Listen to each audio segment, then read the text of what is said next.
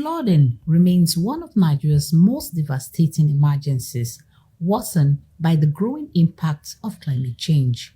According to recent data from the Nigerian Hydrological Services Agency, 1,249 communities across 30 states and the FCT are in high-risk flood zones this year. Another 2,187 localities in 293 local government areas are at moderate risk. The aim of this meeting is to mitigate that risk. With the release of the 2024 Annual Flood Outlook, officials have adopted a community-based flood forecasting strategy tailored to individual towns.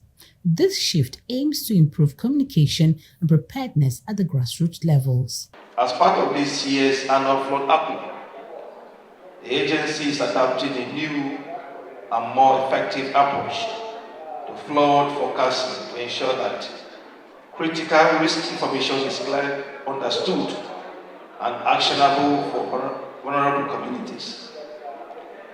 Having recognized that early warning can only be impactful when proper communication are defined, forecast provides seasonal, location-specific, and community-focused risk assessment.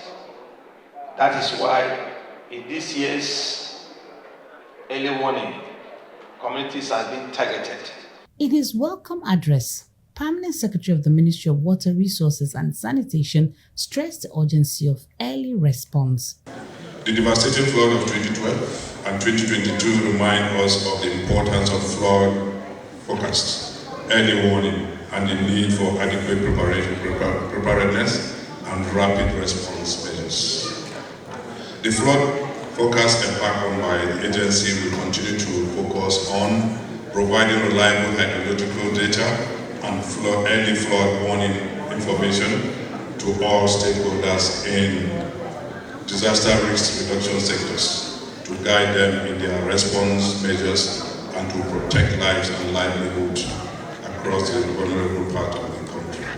Umar Ibrahim Mohammed, Director General, NISA, explains that this year's outlook goes beyond mapping local government areas. It now includes sectoral impact on health, education, agriculture, and infrastructure. The flood risk states, local government areas, and communities to be affected by flood were mapped out.